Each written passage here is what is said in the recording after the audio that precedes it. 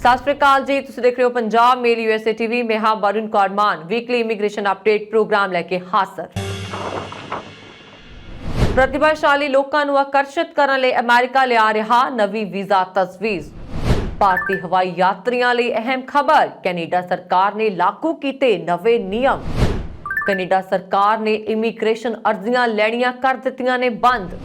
7 ਭਾਰਤੀ ਨਾਗਰਿਕਾਂ ਨੂੰ ਅਮਰੀਕਾ ਤੋਂ ਡਿਪੋਰਟ ਕਰਨ ਦੇ ਹੋਏ ਹੁਕਮ।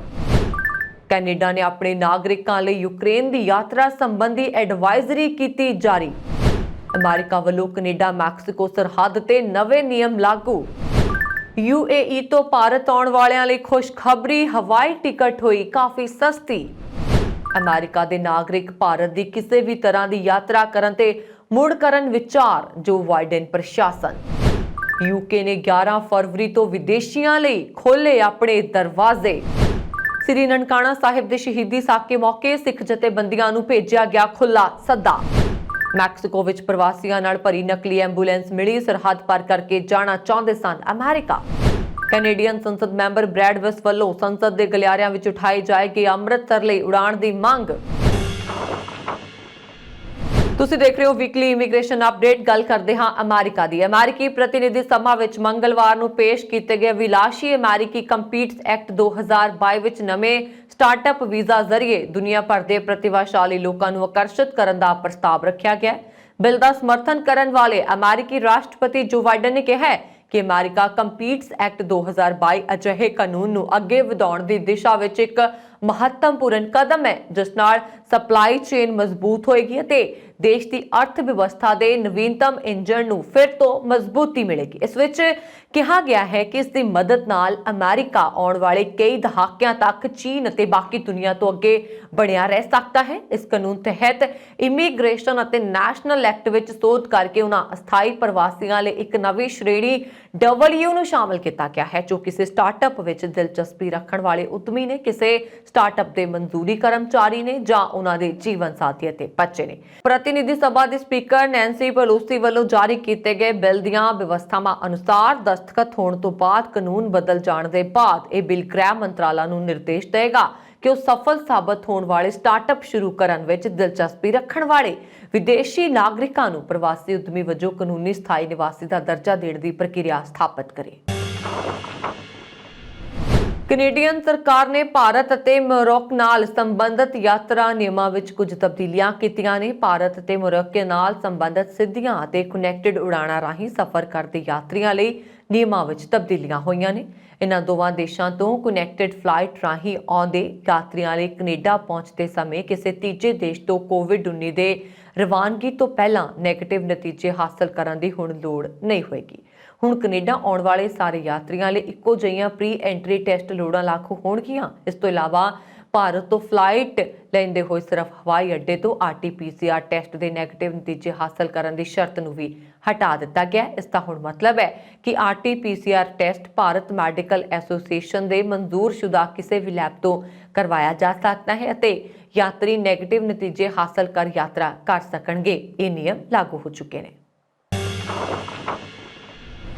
ਇਮੀਗ੍ਰੇਸ਼ਨ ਅਰਜ਼ੀਆਂ ਦੇ ਢੇਰ ਲੱਗਣ ਤੋਂ ਪਰੇਸ਼ਾਨ ਕੈਨੇਡਾ ਸਰਕਾਰ ਨੇ ਨਵੀਆਂ ਅਰਜ਼ੀਆਂ ਲੈਣ ਦੀ ਪ੍ਰਕਿਰਿਆ ਆਰਜ਼ੀ ਤੌਰ ਤੇ ਬੰਦ ਕਰ ਦਿੱਤੀ ਹੈ।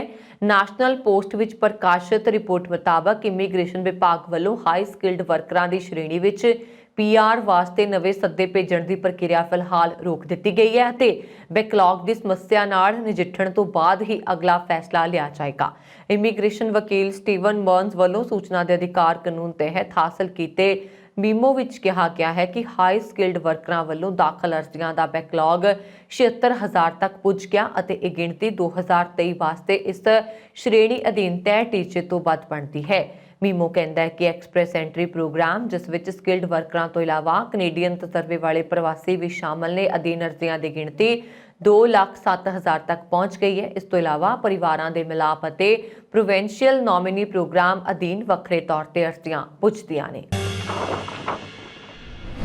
ਅਮਰੀਕਾ ਕੈਨੇਡਾ ਬਾਰਡਰ ਤੋਂ ਕਾਬੂ ਕੀਤੇ 7 ਭਾਰਤੀ ਨਾਗਰਿਕਾਂ ਨੂੰ ਡਿਪੋਰਟ ਕਰਨ ਦੀ ਕਾਰਵਾਈ ਸ਼ੁਰੂ ਕਰ ਦਿੱਤੀ ਗਈ ਹੈ। ਬਾਰਡਰ ਪੈਟਰੋਲ ਏਜੰਟਾਂ ਨੇ ਭਾਰਤੀ ਨਾਗਰਿਕਾਂ ਨੂੰ ਰਿਹਾ ਕਰਦਿਆਂ ਇਮੀਗ੍ਰੇਸ਼ਨ ਅਤੇ ਕਸਟਮ ਵਿਭਾਗ ਅੱਗੇ ਪੇਸ਼ ਹੋਣ ਦੀ ਹਦਾਇਤ ਦਿੱਤੀ ਹੈ ਤਾਂ ਕਿ ਦੇਸ਼ ਨਿਕਾਲੇ ਦੀ ਕਾਰਵਾਈ ਅੱਗੇ ਵਧਾਈ ਜਾ ਸਕੇ। ਇਹ 7 ਭਾਰਤੀ ਨਾਗਰਿਕ ਉਸ ਪਰਿਵਾਰ ਦੇ ਨਾਲ ਸਨ ਜੋ -35 ਡਿਗਰੀ ਦੀ ਠੰਡ ਵਿੱਚ ਬਾਰਡਰ ਪਾਰ ਕਰਨ ਤੋਂ ਪਹਿਲਾਂ ਕੈਨੇਡਾ ਵਾਲੇ ਪਾਸੇ ਦਮ ਤੋੜ ਗਿਆ। ਫਿਲਹਾਲ ਇਹ ਪਤਾ ਨਹੀਂ ਲੱਗ ਸਕਿਆ ਕਿ ਡਿਪੋਰਟ ਕੀਤੇ ਜਾ ਰਹੇ ਭਾਰਤੀ ਨਾਗਰਿਕਾਂ ਦਾ ਜਾਨ ਗਵਾਉਣ ਵਾਲੇ ਪਰਿਵਾਰ ਨਾਲ ਕੋਈ ਰਿਸ਼ਤਾ ਹੈ ਜਾਂ ਨਹੀਂ।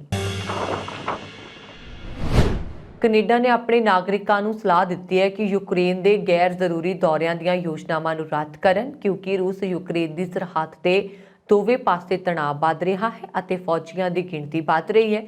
ਦੇਸ਼ ਦੇ ਵਿਦੇਸ਼ ਮੰਤਰਾਲੇ ਦੀ ਇੱਕ ਸਲਾਹ ਮੁਤਾਬਕ ਇਹ ਐਡਵਾਈਜ਼ਰੀ ਜਾਰੀ ਕੀਤੀ ਗਈ ਹੈ। ਮੰਤਰਾਲੇ ਨੇ ਕਿਹਾ ਹੈ ਕਿ ਰੂਸੀ ਖਤਰਿਆਂ ਅਤੇ ਦੇਸ਼ ਵਿੱਚ ਅਤੇ ਇਸ ਦੇ ਆਲੇ ਦੁਆਲੇ ਫੌਜੀ ਨਿਰਮਾਣ ਕਾਰਨ ਯੂਕਰੇਨ ਦੀ ਗੈਰ ਜ਼ਰੂਰੀ ਯਾਤਰਾ ਤੋਂ ਬਚੋ। ਮੰਤਰਾਲੇ ਨੇ ਕਿਹਾ ਕਿ ਜੇਕਰ ਤੁਸੀਂ ਯੂਕਰੇਨ ਵਿੱਚ ਹੋ ਤਾਂ ਤੁਹਾਨੂੰ ਮੁਲਾਂਕਣ ਕਰਨਾ ਚਾਹੀਦਾ ਹੈ ਕਿ ਤੁਹਾਡੀ ਮੌਜੂਦਗੀ ਜ਼ਰੂਰੀ ਹੈ। ਇਹ ਕਦਮ ਸੰਯੁਕਤ ਰਾਜ ਆਸਟ੍ਰੇਲੀਆ ਅਤੇ ਯੂਨਾਈਟਿਡ ਕਿੰਗਡਮ ਵਾਂਗ ਉਸੇ ਤਰ੍ਹਾਂ ਦਾ ਹੈ ਜਿਸ ਨੇ ਸੋਮਵਾਰ ਨੂੰ ਕੁਝ ਕੂਟਨੀਤਿਕ ਕਰਮਚਾਰੀਆਂ ਅਤੇ ਉਹਨਾਂ ਦੇ ਪਰਿਵਾਰਾਂ ਨੂੰ ਕੀਵ ਤੋਂ ਜਾਣ ਦਾ ਅਧਿਕਾਰ ਦਿੱਤਾ ਸੀ। ਦੂਜੇ ਦੇਸ਼ਾਂ ਨੇ ਸਥਿਤੀ ਵਿਗੜਨ ਤੇ ਇਸ ਦਾ ਪਾਲਣ ਕਰਨ ਦੀ ਤਿਆਰੀ ਜ਼ਾਹਿਰ ਕੀਤੀ ਅਤੇ ਆਪਣੇ ਨਾਗਰਿਕਾਂ ਨੂੰ ਆਵਾਜਾਈ ਦੇ ਵਪਾਰਕ ਸਾਧਨਾਂ ਦੁਆਰਾ ਯੂਕਰੇਨ ਛੱਡਣ ਦੀ ਸਲਾਹ ਦਿੱਤੀ ਹੈ। ਮਾਸਕੋ ਨੇ ਲਗਾਤਾਰ ਯੂਕਰੇਨ ਤੇ ਹਮਲਾ ਕਰਨ ਦੀ ਯੋਜਨਾ ਬਾਰੇ ਦਾਅਵਿਆਂ ਤੋਂ ਇਨਕਾਰ ਕੀਤਾ ਹੈ ਅਤੇ ਜ਼ੋਰ ਦੇ ਕੇ ਕਿਹਾ ਕਿ ਉਹ ਰੂਸੀ ਸਰਹੱਦਾਂ ਨੇੜੇ ਨਾਟੋ ਦੀ ਫੌਜੀ ਗਤੀਵਿਧੀਆਂ ਨੂੰ ਆਪਣੀ ਰਾਸ਼ਟਰੀ ਸੁਰੱਖਿਆ ਲਈ ਖਤਰਾ ਮੰਨਦਾ ਹੈ। ਅਮਰੀਕਾ ਨੇ ਕੈਨੇਡਾ ਅਤੇ ਮੈਕਸੀਕੋ ਨਾਲ ਜੁੜੀਆਂ ਆਪਣੀਆਂ ਸਰਹੱਦਾਂ ਤੇ ਨਵੇਂ ਨਿਯਮ ਲਾਗੂ ਕਰ ਦਿੱਤੇ ਨੇ ਜਿਨ੍ਹਾਂ ਮੁਤਾਬਕ ਹੁਣ ਕੈਨੇਡੀਅਨ ਨਾਗਰਿਕਾਂ ਸਣੇ ਉਹ ਵਿਦੇਸ਼ੀ ਯਾਤਰੀ ਅਮਰੀਕਾ 'ਚ ਦਾਖਲ ਨਹੀਂ ਹੋ ਸਕਣਗੇ ਜਿਨ੍ਹਾਂ ਨੇ ਹੁਣ ਤੱਕ ਕਰੋਨਾ ਵੈਕਸੀਨ ਦੀਆਂ ਖੁਰਾਕਾਂ ਨਹੀਂ ਲਈਆਂ। ਕੈਨੇਡਾ ਨੇ ਆਪਣੇ ਵਾਲੇ ਪਾਸੇ 15 ਜਨਵਰੀ ਤੋਂ ਇਹ ਨਿਯਮ ਲਾਗੂ ਕਰ ਦਿੱਤੇ ਸਨ। 22 ਜਨਵਰੀ ਤੋਂ ਲਾਗੂ ਹੋਏ ਨਵੇਂ ਨਿਯਮਾਂ ਮੁਤਾਬਕ ਜ਼ਮੀਨੀ ਸਰਹੱਦ ਰਾਹੀਂ ਅਮਰੀਕਾ ਆਉਣ ਵਾਲੇ ਟਰੱਕ ਡਰਾਈਵਰਾਂ ਸਣੇ ਸਾਰੇ ਵਿਦੇਸ਼ੀ ਨਾਗਰਿਕਾਂ ਲਈ ਵੈਕਸੀਨ ਲਾਜ਼ਮੀ ਕਰ ਦਿੱਤੀ ਗਈ ਹੈ। ਹੁਣ ਜਿਹੜਾ ਵੀ ਵਿਦੇਸ਼ੀ ਯਾਤਰੀ ਜ਼ਰੂਰੀ ਜਾਂ ਗੈਰ ਯਾਤਰਾ ਲਈ ਅਮਰੀਕਾ ਆਉਣਾ ਚਾਹੁੰਦਾ ਹੈ ਤਾਂ ਉਸ ਨੂੰ ਸਰਹੱਦ ਤੇ ਵੈਕਸੀਨੇਸ਼ਨ ਦਾ ਸਬੂਤ ਦਿਖਾਉਣਾ ਹੋਵੇਗਾ। UAE ਵਿੱਚ ਰਹਿ ਰਹੇ ਲੱਖਾਂ ਭਾਰਤੀਆਂ ਲਈ ਖੁਸ਼ਖਬਰੀ ਹੈ। UAE ਤੋਂ ਭਾਰਤ ਯਾਤਰਾ ਦਾ ਹਵਾਈ ਕਿਰਾਇਆ ਬਹੁਤ ਸਸਤਾ ਹੋ ਗਿਆ। ਭਾਰਤ ਦੇ 13 ਸ਼ਹਿਰਾਂ ਦੇ ਲਈ ਹੁਣ ਕਰੀਬ 250 ਦਰਹਮ ਜਾਂ 5111 ਰੁਪਏ ਚੁਕਾਉਣੇ ਹੋਣਗੇ। UAE ਦੀ ਬਹੁਤ ਘੱਟ ਦਰਾਂ ਤੇ ਜਹਾਜ਼ ਸੇਵਾ ਦੇਣ ਵਾਲੀ ਕੰਪਨੀ ਏਅਰ ਅਰਬੀਆ ਨੇ ਇੱਕ ਪਾਸੇ ਦੇ ਲਈ ਇਸ ਸਸਤੀ ਉਡਾਣ ਦਾ ਐਲਾਨ ਕੀਤਾ ਹੈ। ਇਹੀ ਨਹੀਂ, ਏਅਰ ਅਰਬੀਆ ਨੇ ਅਲ ਖੈਮਾ ਅਤੇ ਸ਼ਾਰਜਾ ਏਅਰਪੋਰਟ ਦੇ ਲਈ ਸ਼ਟਲ ਬੱਸ ਸੇਵਾ ਨੂੰ ਵੀ ਸ਼ੁਰੂ ਕਰ ਦਿੱਤਾ ਹੈ। ਏਅਰ ਅਰਬੀਆ ਨੇ ਜਿਹੜੇ ਸ਼ਹਿਰਾਂ ਦੇ ਲਈ ਉਡਾਣ ਸੇਵਾ ਸ਼ੁਰੂ ਕੀਤੀ ਹੈ ਉਹਨਾਂ ਵਿੱਚ ਦਿੱਲੀ, ਬੰਬਈ, ਹੈਦਰਾਬਾਦ, ਜੈਪੁਰ, ਬੰਗਲੌਰ, ਅਹਿਮਦਾਬਾਦ, ਗੋਆ, ਕਾਲਕਟ, ਕੋਚੀ, ਤ੍ਰਿਵੇਂਦਰਮ, ਚੇਨਈ, ਕੋਇੰਬਟੂਰ ਅਤੇ ਨਾਗਪੁਰ ਸ਼ਾਮਲ ਨੇ। ਏਅਰ ਅਰਬੀਆ ਨੇ ਦੱਸਿਆ ਕਿ ਉਸਦੀ ਸ਼ਟਲ ਬੱਸ ਸੇਵਾ ਅਲ ਖੈਮਾ ਅਤੇ ਸ਼ਾਰਜਾ ਦੇ ਲਈ ਦਿਨ ਵਿੱਚ 3 ਵਾਰ ਚੱਲੇਗੀ। ਇਸ ਦੇ ਲਈ ਯਾਤਰੀਆਂ ਨੂੰ 30 ਦਰਹਮ ਚੁਕਾਉਣੇ ਹੋਣਗੇ। UAE ਨੂੰ ਆਉਣ ਵਾਲੇ ਯਾਤਰੀਆਂ ਨੂੰ 17 ਜਨਵਰੀ ਤੋਂ ਹੀ ਮਹਾਰਾਸ਼ਟਰ ਵਿੱਚ 7 ਦਿਨ ਹੋਮ ਕੁਆਰੰਟਾਈਨ ਵਿੱਚ ਨਹੀਂ ਰਹਿਣਾ ਪੈ ਰਿਹਾ। ਅਮਰੀਕਾ ਦੇ ਬਾਈਡਨ ਪ੍ਰਸ਼ਾਸਨ ਨੇ ਆਪਣੇ ਨਾਗਰਿਕਾਂ ਨੂੰ ਚੇਤਾਵਨੀ ਦਿੱਤੀ ਹੈ ਕਿ ਕਰੋਨਾ, ਰੇਪ ਅਤੇ ਜੰਮੂ ਕਸ਼ਮੀਰ ਵਿੱਚ ਵੱਧ ਰਹੇ ਅੱਤਵਾਦ ਨੂੰ ਦੇਖਦੇ ਹੋਏ ਭਾਰਤ ਦੀ ਕਿਸੇ ਵੀ ਤਰ੍ਹਾਂ ਦੀ ਯਾਤਰਾ ਕਰਨ ਤੇ ਮੁੜ ਵਿਚਾਰ ਕਰਨ। ਇਹ ਟਰੈਵਲ ਐਡਵਾਈਜ਼ਰੀ ਅਜਿਹੇ ਸਮੇਂ ਤੇ ਆਈ ਹੈ ਜਦ ਅਮਰੀਕਾ ਦੇ ਸੈਂਟਰ ਫਾਰ ਡਿਸੀਜ਼ ਕੰਟਰੋਲ ਨੇ ਭਾਰਤ ਵਿੱਚ ਵੱਧਦੇ ਕਰੋਨਾ ਮਾਮਲਿਆਂ ਨੂੰ ਦੇਖਦੇ ਹੋਏ ਲੈਵਲ 3 ਪੱਧਰ ਦੀ ਯਾਤਰਾ ਅਤੇ ਸਿਹਤ ਨੋਟਿਸ ਜਾਰੀ ਕੀਤਾ ਸੀ। ਬਾਈਡਨ ਪ੍ਰਸ਼ਾਸਨ ਵੱਲੋਂ ਇਹ ਵੀ ਕਿਹਾ ਗਿਆ ਹੈ ਕਿ ਭਾਰਤ ਵਿੱਚ ਰੇਪ ਸਭ ਤੋਂ ਤੇਜ਼ੀ ਨਾਲ ਵੱਧਦੇ ਅਪਰਾਧਾਂ ਵਿੱਚੋਂ ਇੱਕ ਹੋ ਗਿਆ। ਅਮਰੀਕਾ ਨੇ ਆਪਣੀ ਟਰੈਵਲ ਐਡਵਾਈਜ਼ਰੀ ਵਿੱਚ ਕਿਹਾ, ਅਮਰੀਕੀ ਨਾਗਰਿਕ ਜੰਮੂ ਕਸ਼ਮੀਰ ਵਿੱਚ ਅੱਤਵਾਦ ਅਤੇ ਨਾਗਰਿਕ ਅਸ਼ਾਂਤੀ ਨੂੰ ਦੇਖਦੇ ਹੋਏ ਯਾਤਰਾ ਨਾ ਕਰਨ। ਭਾਰਤ ਪਾਕਿਸਤਾਨ ਦੇ ਸਰਹੱਦ ਤੇ 10 ਕਿਲੋਮੀਟਰ ਦੇ ਘੇਰੇ ਵਿੱਚ ਨਾ ਜਾਣ। ਟਰੈਵਲ ਐਡਵਾਈਜ਼ਰੀ ਵਿੱਚ ਕਿਹਾ ਗਿਆ ਹੈ ਕਿ ਭਾਰਤੀ ਅਧਿਕਾਰੀਆਂ ਦੀ ਰਿਪੋਰਟ ਹੈ ਕਿ ਰੇਪ ਭਾਰਤ ਵਿੱਚ ਸਭ ਤੋਂ ਤੇਜ਼ੀ ਨਾਲ ਵੱਧਦੇ ਅਪਰਾਧਾਂ ਵਿੱਚੋਂ ਇੱਕ ਹੈ। ਯੂਨਾਈਟਿਡ ਕਿੰਗਡਮ ਨੇ ਸੋਮਵਾਰ ਨੂੰ ਯਾਤਰੀਆਂ ਲਈ ਇੱਕ ਅਹਿਮ ਐਲਾਨ ਕੀਤਾ। ਇਸ ਐਲਾਨ ਮੁਤਾਬਕ ਅਗਲੇ ਮਹੀਨੇ ਤੋਂ UK ਪਹੁੰਚਣ ਵਾਲੇ ਭਾਰਤ ਅਤੇ ਹੋਰ ਦੇਸ਼ਾਂ ਦੇ ਯਾਤਰੀਆਂ ਸਮੇਤ ਪੂਰੀ ਤਰ੍ਹਾਂ ਟੀਕਾਕਰਨ ਵਾਲੇ ਯਾਤਰੀਆਂ ਲਈ ਸਾਰੀਆਂ ਕੋਵਿਡ-19 ਟੈਸਟਿੰਗ ਜ਼ਰੂਰਤਾਂ ਨੂੰ ਹਟਾ ਦਿੱਤਾ ਗਿਆ।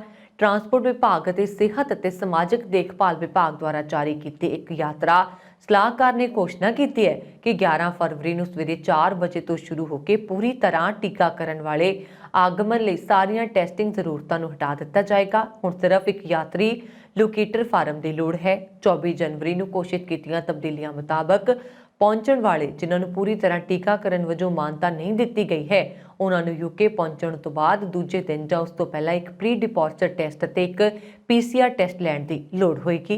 ਪਹੁੰਚਣ ਦੇ ਅਲੱਗ-ਥਲੱਗ ਕਰਨ ਅਤੇ ਸਕਾਰਾਤਮਕ ਨਤੀਜੇ ਦੀ ਪ੍ਰਾਪਤੀ ਤੇ ਹੀ ਅਜਿਹਾ ਕਰਨ ਦੀ ਲੋੜ ਹੋਏਗੀ। ਨਾਲ ਹੀ ਇੰਗਲੈਂਡ ਵਿੱਚ 12 ਤੋਂ 15 ਸਾਲ ਦੀ ਉਮਰ ਦੇ ਬੱਚੇ ਦੀ ਬਾਹਰੀ ਯਾਤਰਾ ਲਈ 3 ਫਰਵਰੀ ਤੋਂ ਇੱਕ ਡਿਜੀਟਲ NHS ਕੋਵਿਡ ਪਾਸ ਰਾਹੀਂ ਆਪਣੀ ਟੀਕਾਕਰਨ ਸਥਿਤੀ ਜਾਂ ਪਹਿਲਾਂ ਦੀ ਲਾਗ ਦਾ ਸਬੂਤ ਕਰਨ ਦੇ ਯੋਗ ਹੋਣਗੇ।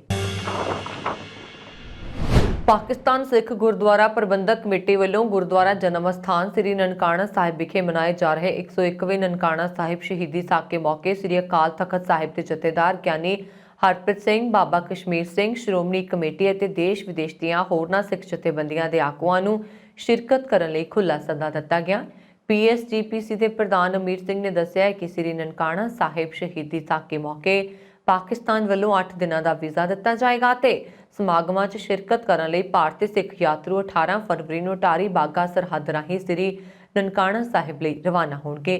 ਗੁਰਦੁਆਰਾ ਜਨਮ ਅਸਥਾਨ ਵਿਖੇ 19 ਫਰਵਰੀ ਨੂੰ ਸ੍ਰੀ ਅਖੰਡ ਪਾਠ ਸਾਹਿਬ ਦੀ ਆਰੰਭਤਾ ਹੋਏਗੀ ਅਤੇ ਉਸੇ ਦਿਨ ਯਾਤਰੂ ਫਾਰੂਖਾਬਾਦ ਸਥਿਤ ਗੁਰਦੁਆਰਾ ਸੱਚਾ ਸੌਦਾ ਦੇ ਦਰਸ਼ਨਾਂ ਲਈ ਜਾਣਗੇ। 20 ਫਰਵਰੀ ਨੂੰ ਸੰਗਤ ਸ੍ਰੀ ਨਨਕਾਣਾ ਸਾਹਿਬ ਦੇ ਸਥਾਨਕ ਗੁਰਦੁਆਰਿਆਂ ਦੇ ਦਰਸ਼ਨ ਕਰੇਗੀ ਅਤੇ 21 ਫਰਵਰੀ ਨੂੰ ਸ੍ਰੀ ਅਖੰਡ ਪਾਠ ਸਾਹਿਬ ਦੇ ਭੋਗ ਪਾਏ ਜਾਣਗੇ।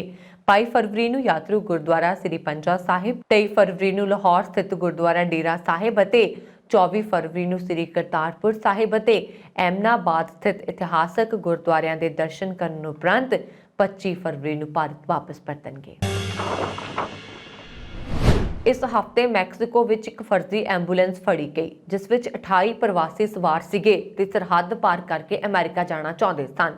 ਇਹ ਸਾਰੇ ਨਿਕਾਰਾਗੁਆ ਨਾਲ ਸੰਬੰਧਿਤ ਨੇ। ਮੈਕਸੀਕੋ ਦੇ ਗ੍ਰਹਿ ਵਿਭਾਗ ਨੇ ਕਿਹਾ ਹੈ ਕਿ ਲੋਕ ਅਮਰੀਕਾ ਵਿੱਚ ਗੈਰ ਕਾਨੂੰਨੀ ਢੰਗ ਨਾਲ ਦਾਖਲ ਹੋਣ ਲਈ ਕਈ ਤਰ੍ਹਾਂ ਦੇ ਅਨੋਖੇ ਤੌਰ ਤਰੀਕੇ ਅਪਣਾ ਰਹੇ ਨੇ। ਉਹਨਾਂ ਨੇ ਕਿਹਾ ਹੈ ਕਿ ਵਾਹਨ ਉੱਤੇ ਸਰਕਾਰੀ ਹਸਪਤਾਲ ਨੈਟਵਰਕ ਤੇ ਨਕਲੀ ਲੋਗੋ ਲਗਾਏ ਗਏ ਸੀ। ਨੈਸ਼ਨਲ ਮਾਈਗ੍ਰੇਸ਼ਨ ਇੰਸਟੀਚਿਊਟ ਨੇ ਕਿਹਾ ਕਿ ਡਰਾਈਵਰ ਨੇ ਖੁਦ ਨੂੰ ਸਿਹਤਕਾਮਾ ਦੱਸਿਆ ਤੇ ਜਾਂਚ ਮਗਰੋਂ ਉਹਨਾਂ ਨੂੰ ਹਿਰਾਸਤ ਵਿੱਚ ਲੈ ਲਿਆ ਗਿਆ। ਅਜਿਹੇ ਪ੍ਰਵਾਸੀਆਂ ਨੂੰ ਆਮ ਤੌਰ ਤੇ ਉਹਨਾਂ ਦੇ ਦੇਸ਼ ਵਾਪਸ ਭੇਜ ਦਿੱਤਾ ਜਾਂਦਾ ਹੈ ਜੇਕਰ ਉਹ ਕਿਸੇ ਤਰ੍ਹਾਂ ਦੇ ਅਪਰਾਧ ਦੇ ਪੀੜਤ ਹੋਣ ਤਾਂ ਰਿਹਾਇਸ਼ ਦੀ ਅਰਜ਼ੀ ਉੱਤੇ ਵਿਚਾਰ ਕੀਤਾ ਜਾਂਦਾ ਹੈ। ਕੈਨੇਡਾ ਦੇ ਬ੍ਰਿਟਿਸ਼ ਕੋਲੰਬੀਆ ਸੂਬੇ ਤੋਂ ਸੰਸਦ ਮੈਂਬਰ ਬ੍ਰੈਡ ਬਿਸ ਵੱਲੋਂ ਕੈਨੇਡਾ ਤੋਂ ਅੰਮ੍ਰਿਤਸਰ ਲਈ ਸਿੱਧੀਆਂ ਉਡਾਣਾਂ ਦੀ ਮੰਗ ਸੰਬੰਧੀ ਪਾਰਲੀਮੈਂਟ ਵਿੱਚ ਦਾਇਰ ਕੀਤੀ ਗਈ ਪਟੀਸ਼ਨ ਨੂੰ ਸਪਾਂਸਰ ਕਰਨ ਅਤੇ ਸਿੱਧੀਆਂ ਉਡਾਣਾਂ ਦੀ ਸਰਗਰਮੀ ਨਾਲ ਵਕਾਲਤ ਕਰਨ ਤੇ ਫਲਾਈ ਅੰਮ੍ਰਿਤਸਰ ਇਨੀਸ਼ੀਏਟਿਵ ਨੇ ਉਹਨਾਂ ਦਾ ਧੰਨਵਾਦ ਕੀਤਾ ਹੈ। ਪ੍ਰੈਸ ਨੂੰ ਜਾਰੀ ਇੱਕ ਸਾਂਝੇ ਬਿਆਨ ਵਿੱਚ ਫਲਾਈ ਅੰਮ੍ਰਿਤਸਰ ਦੇ ਉੱਤਰੀ ਅਮਰੀਕਾ ਦੇ ਕਨਵੀਨਰ ਕੈਨੇਡਾ ਵਾਸੀ ਅਨੰਤਦੀਪ ਸਿੰਘ ਢਿੱਲੋਂ ਅਤੇ ਗਲੋਬਲ ਕਨਵੀਨਰ ਸਮੀਪ ਸਿੰਘ ਗੁਮਟਾਲਾ ਨੇ ਦੱਸਿਆ ਕਿ ਕੈਨੇਡਾ ਦੇ ਵੈਨਕੂਵਰ ਅਤੇ ਟੋਰਾਂਟੋ ਤੋਂ ਅੰਮ੍ਰਿਤਸਰ ਲਈ ਉਡਾਣਾਂ ਵਾਲੇ ਪ੍ਰਵਾਸੀ ਪੰਜਾਬੀਆਂ ਦੀ ਲੰਬੇ ਸਮੇਂ ਤੋਂ ਲਟਕਦੀਆਂ ਆ ਰਹੀਆਂ ਮੰਗਾਂ ਸੰਬੰਧੀ ਬ੍ਰਿਟਿਸ਼ ਕੋਲੰਬੀਆ ਸੂਬੇ ਦੇ ਸ਼ਹਿਰ ਸਰੀ ਦੇ ਵਸਨੀਕ ਅਤੇ ਫਲਾਈ ਅੰਮ੍ਰਿਤਸਰ ਤੇ ਕੈਨੇਡਾ ਤੋਂ ਬੁਲਾਰੇ ਮੋਹਿਤ ਤੰਜੂ ਵੱਲੋਂ ਸੰਸਦ ਵਿੱਚ ਇੱਕ ਪਟੀਸ਼ਨ ਸ਼ੁਰੂ ਕੀਤੀ ਗਈ। ਇਸ ਲਈ ਉਹਨਾਂ ਨੇ ਬ੍ਰਿਟਿਸ਼ ਕੋਲੰਬੀਆ ਸੂਬੇ ਦੇ ਮਿਸ਼ਨ ਮੈਟੈਸਕੀ ਫਰੇਜ਼ਰ ਕੈਨੀਅਨ ਹਲਕੇ ਦੀ ਨੁਮਾਇੰਦਗੀ ਕਰਦੇ MP ਬ੍ਰੈਡ ਬਿਸ ਨੂੰ ਸਮਰਥਨ ਦੇਣ ਲਈ ਪਹੁੰਚ ਕੀਤੀ। ਇਸ ਉਪਰੰਤ ਇਹ ਪਟੀਸ਼ਨ ਹੁਣ 11 ਫਰਵਰੀ ਤੱਕ ਪਾਰਲੀਮੈਂਟ ਦੀ ਵੈਬਸਾਈਟ ਤੇ ਕੈਨੇਡਾ ਨਿਵਾਸੀਆਂ ਦੇ ਦਸਤਖਤ ਕਰਨ ਲਈ ਖੁੱਲ੍ਹੀ ਰਹੇਗੀ ਅਤੇ ਹੁਣ ਤੱਕ ਇਸ ਤੇ 6500 ਤੋਂ ਵੱਧ ਦਸਤਖਤ ਵੀ ਕੀਤੇ ਜਾ ਚੁੱਕੇ ਨੇ।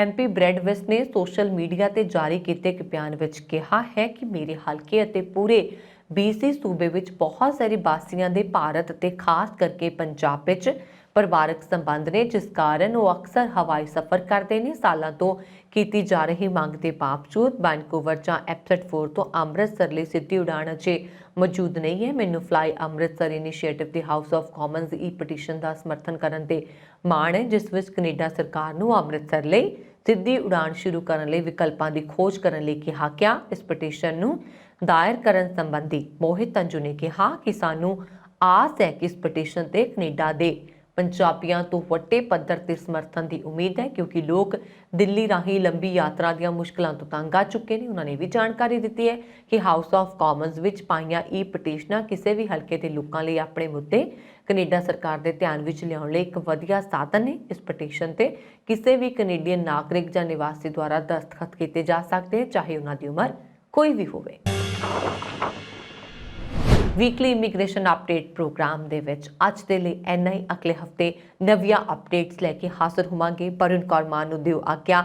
ਦੇਖਦੇ ਰਹੋ ਪੰਜਾਬ ਮੇਲ USA TV ਤੇ ਸਾਡਾ YouTube ਚੈਨਲ ਪੰਜਾਬ ਮੇਲ USA TV ਜ਼ਰੂਰ ਸਬਸਕ੍ਰਾਈਬ ਕਰੋ। ਸਤਿ ਸ਼੍ਰੀ ਅਕਾਲ।